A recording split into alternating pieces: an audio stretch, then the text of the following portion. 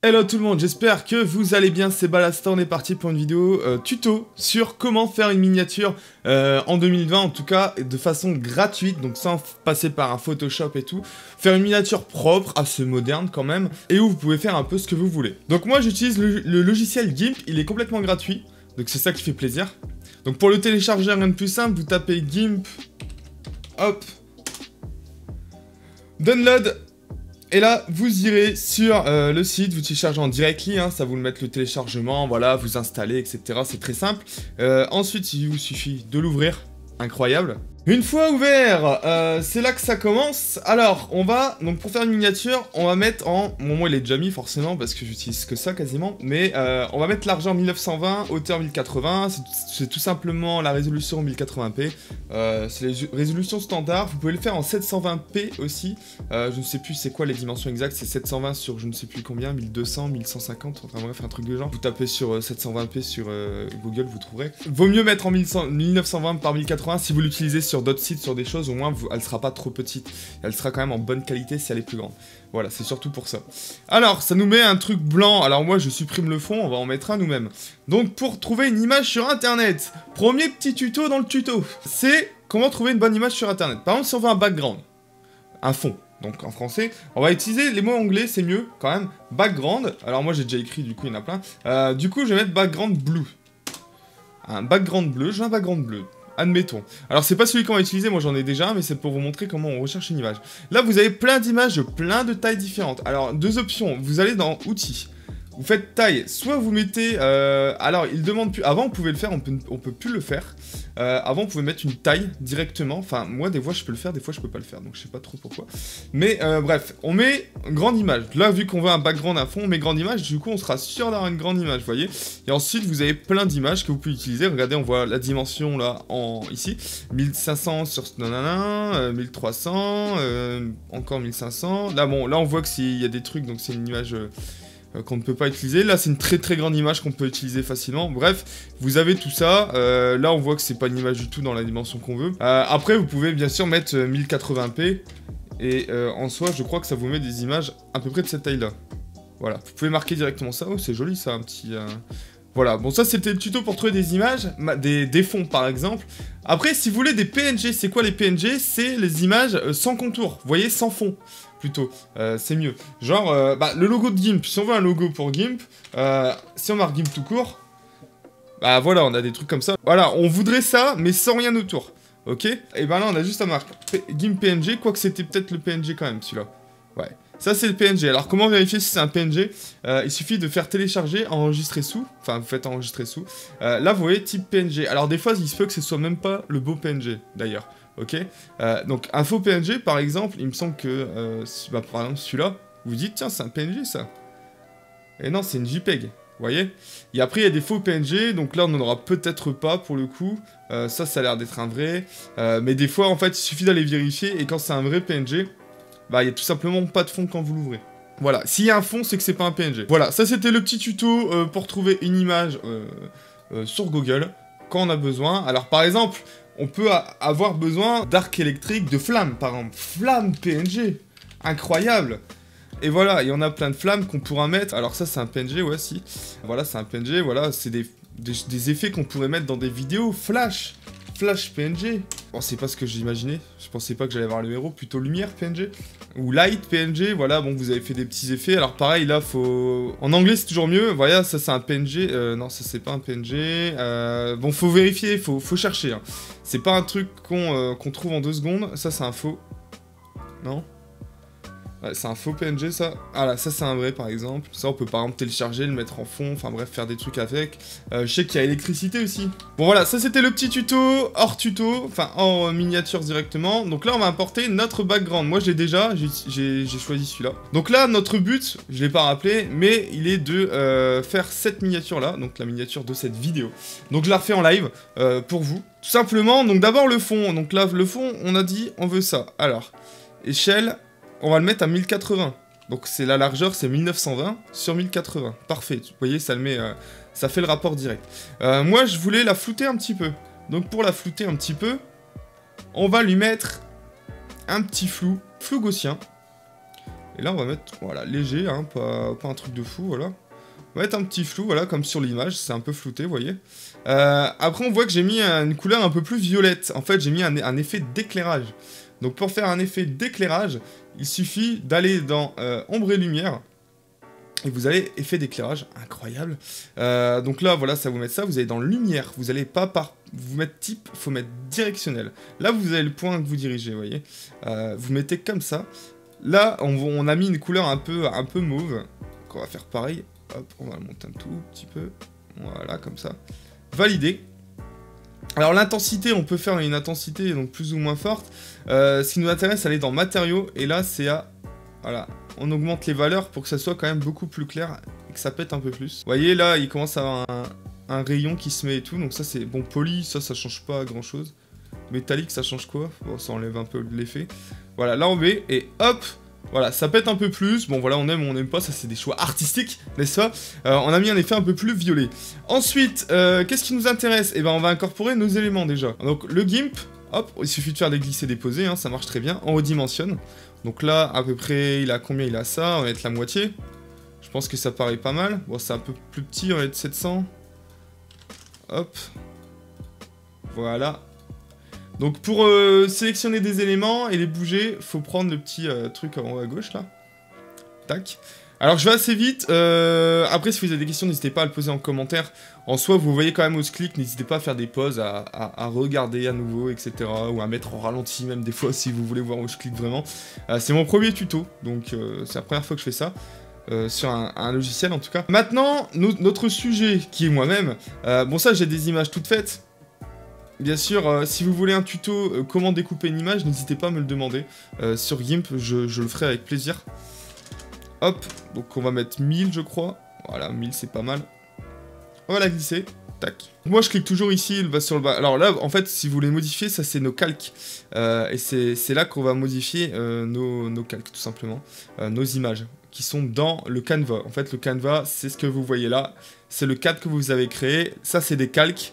Et l'image, il me semble que l'image c'est le tout en fait, c'est le Canva plus le calque. Ensuite, il nous manque quoi? Qu'est-ce qui nous manque là-dedans? Alors, on va créer là ce petit truc tuto là, que je trouve ça, bon moi je fais ça en ce moment, je mets mon logo avec tuto, enfin avec le, on va dire l'intitulé, le truc important de la vidéo, genre si c'est un jeu, je vais mettre le titre du jeu. Si c'est, bah là c'est un tuto, je mets tuto par exemple. J'aurais pu mettre miniature, ou je sais pas moi, ou GIMP par exemple. Bon, j'ai choisi de mettre tuto, voilà, c'est un choix. Parmi tant d'autres. Pour faire cela, d'abord on va faire une écriture. Hop, on va marquer tuto. Alors là, pourquoi il se met derrière? Parce que vous voyez, le calque il s'est mis derrière mon autre calque. Il suffit de le remonter, vous faites un glisser et ça marche. Bon, moi la police, je m'en fous un peu, je vous avouerai. Donc à vous de choisir la police que vous voyez. Alors pour créer une police, je l'ai pas dit, il faut cliquer sur le A. Là, vous choisissez la police que vous voulez. Et là, vous choisissez la taille. Nous, la taille, voilà, moi ça me va. Parce que c'était déjà plus ou moins pré-réglé vu que j'ai déjà fait au préalable la miniature. Hop, on change la couleur. On va le placer à peu près là. C'est ok. Ensuite, on a le lion. Donc mon logo. Donc pareil, moi je vais le chercher encore une fois. Hop, mon logo en PNG, il est là. Il est très grand. On va le rétrécir. On va le mettre à 500, je crois, de tête. Voilà, c'est pas mal. 500 comme ça, c'est pas mal. Tac, tac, tac. Hop. Ensuite, on va tout simplement mettre un rectangle. Alors, comment mettre un rectangle? En fait, moi, j'ai créé un dossier spécial, d'ailleurs. PNG utile. Bon, c'est pas un PNG, mais c'est un truc utile. Un rectangle blanc, comme ça. Donc, un fond blanc. Très simple. On va le mettre derrière, juste. Hop. En fait, il faut qu'il passe juste derrière. En fait, là, on voit pas parce que c'est blanc, mais il passe devant l'image. Donc là, on va lui changer sa couleur. Donc deux possibilités, soit vous changez vous-même la couleur du truc, soit vous allez chercher un background noir. En fait, le truc, c'est que si vous faites, quand vous faites par exemple un remplissage comme ça, donc remplissage, il suffit de cliquer là, de choisir la couleur ici, et ça fait un remplissage. Vous cliquez sur la zone que vous voulez remplir. Le problème, c'est que les contours, des fois, ça les salit un petit peu si on zoome de près, ou si on agrandit fortement l'image. Du coup, si vous voulez faire ça sur des grandes images que vous allez peut-être élargir, agrandir, prenez plutôt des images qui sont déjà noires de base. Ce sera mieux, ce sera plus propre. Du coup, là, on va la alors on va faire la taille. Donc là, le problème, c'est que si je modifie là, pas avec de l'écriture, avec des chiffres c'est mieux, ça va automatiquement changer ici. Pour pas que ça fasse ça, il suffit de délier ici. Donc là ce qu'on veut c'est la largeur, à mon avis 600 ce sera pas mal, et la hauteur 200 ce sera pas mal. Et là hop, vous voyez ça se met à peu près à la taille qu'on veut. Donc là on voit que la hauteur c'est un peu juste et la largeur aussi, c'est pas grave, on va mettre 650 sur 250. Ah, vous voyez, j'ai mis, je l'ai pas délié. Faut délier à chaque fois par contre qu'on fait une action. Voilà, bon, ça passe, hein, on est content. Donc maintenant on fait l'opacité, on met un petit peu moins, donc je sais pas, on va mettre 80 par exemple. Ou un peu plus, 85.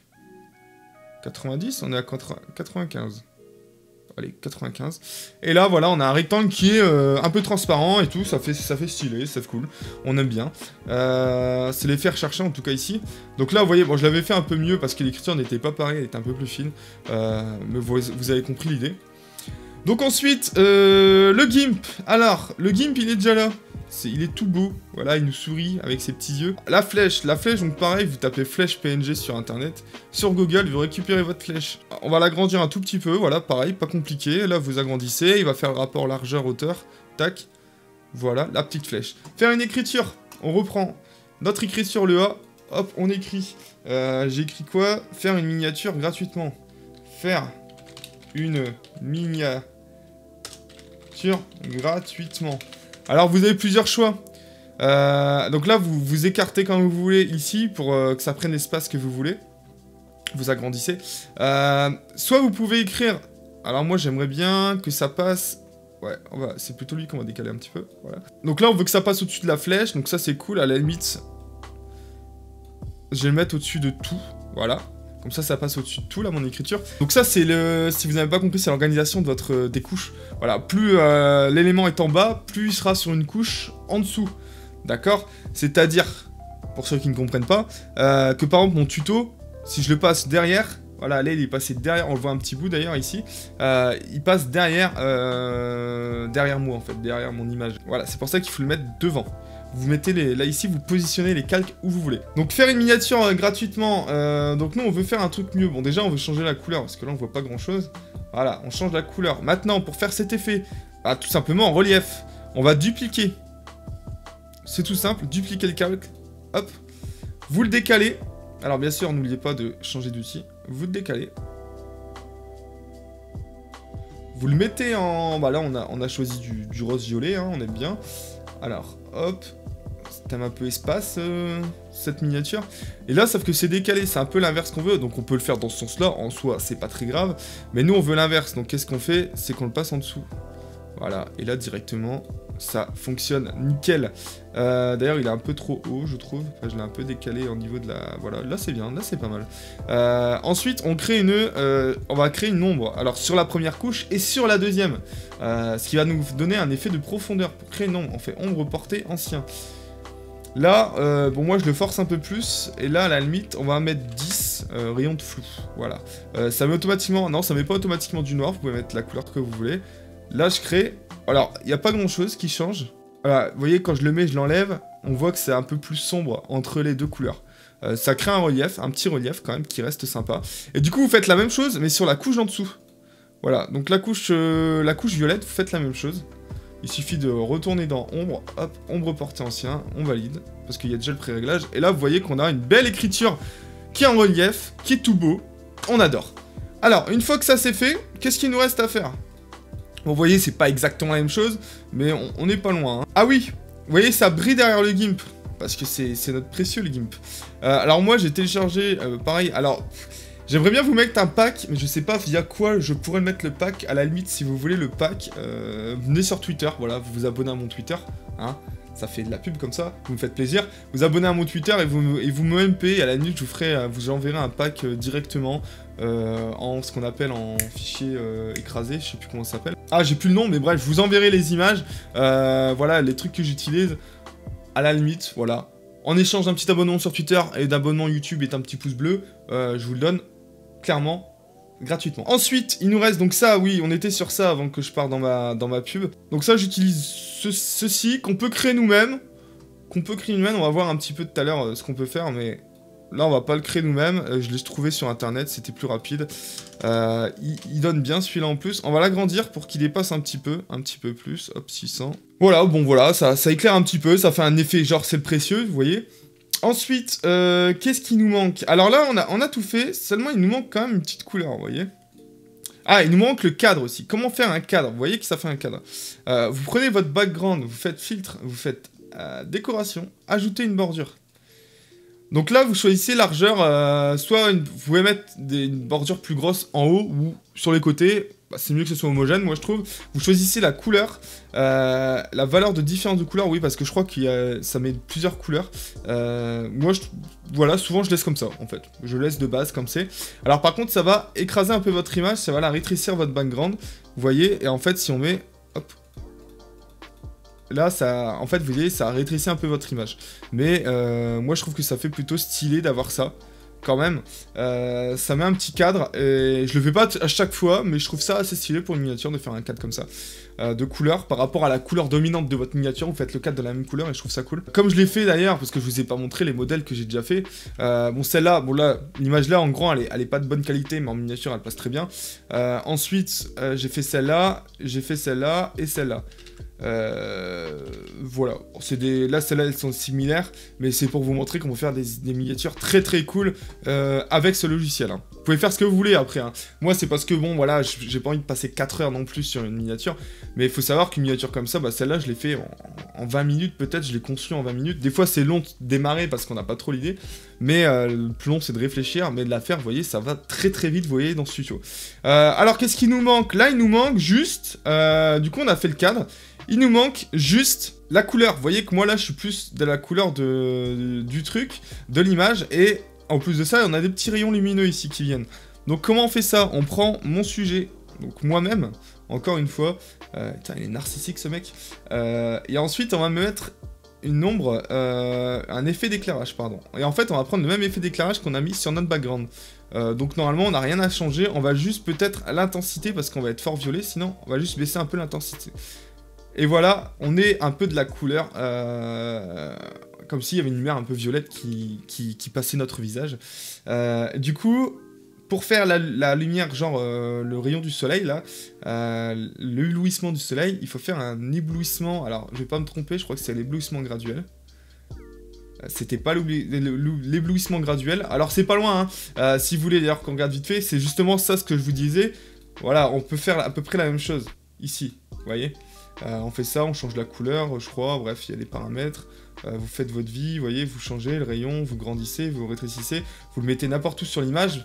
Bon, bien sûr, là, j'ai sélectionné cette image-là, mais si vous sélectionnez le background, vous pourrez le mettre derrière le GIMP, par exemple. Et bref, vous faites ce que vous voulez. Ça peut être cool. Après, il y a la supernova, bon, on va utiliser, et nous, du coup, là, c'est éclat de lentille, il me semble, voilà.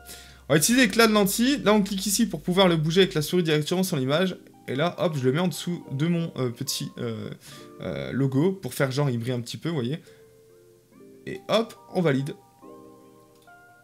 Et là, on a bien notre rayon de soleil qui, voilà, bon, on le met où on veut. Moi, j'ai décidé de le mettre comme ça. Après, je le gère pas trop bien encore ça. Enfin, j'arrive pas à le bouger complètement et à le mettre comme je veux. Mais bon, après, n'hésitez pas à trifouiller. Il y a d'autres petits tutos sur Internet. On a terminé. Bon, là, à peu près en... Bon, après, je vous explique, donc c'est un peu plus long, mais... En vrai, cette miniature en 15 minutes, elle est faisable. Pourtant, ça reste une miniature relativement cool. Elle est propre. Enfin, je pense, hein, dites-moi votre avis en commentaire. Après, c'est les goûts et les couleurs, encore une fois. Ça reste du niveau artistique. Mais voilà, pour vous montrer que vous pouvez faire ce que vous voulez. Alors, bien sûr, ce que je vous ai pas montré, c'est que vous pouvez également modifier les couleurs de l'image. Hein, les balances de couleurs, température, les teintes chroma, saturation, l'exposition, tout ça. Alors, c'est pas d'un niveau Photoshop, ça c'est clair. Mais vous pouvez faire des choses. Après, vous pouvez faire du découpage. Donc, enlever, par exemple, un fond vert. Enlever même une image comme ça sur n'importe quel fond, d'ailleurs. Le découper vous-même à la main. Bref, on peut faire un tas de choses, mais pour faire des miniatures, je trouve que c'est un outil assez facile et assez complet qu'on peut utiliser pour faire des images. Après, vous pouvez faire également des bannières Facebook, des bannières YouTube, des bannières de ce que vous voulez, en fait, des images de ce que vous voulez. Donc voilà, j'espère que ce petit tuto vous aura plu. N'hésitez pas à mettre un pouce bleu et à vous abonner. Et nous, on se retrouve plus tard pour d'autres vidéos. Prochainement, je vais faire des tutos sur la vidéo. Comment faire une vidéo gratuitement en 2020 en 2020. Et comment faire aussi... comment stream, voilà, également. vous présenter OBS avec plusieurs tutos, peut-être plusieurs épisodes, parce que là OBS il y a beaucoup de choses à dire, et puis surtout le stream en général il y a beaucoup de choses à dire, et aussi peut-être si vous voulez des petits tutos en rapport avec GIMP, n'hésitez pas à me demander. Si je sais pas faire, je regarderai moi-même sur internet pour vous montrer, et si je sais faire, je vous montrerai directement. Je vous montrerai directement, même si c'est des plus petits tutos, même si c'est des tutos qui vont me prendre 3 minutes, et pourquoi pas le faire, si ça peut vous servir. Merci d'avoir visionné cette vidéo, et je vous dis à la prochaine. Ciao tout le monde.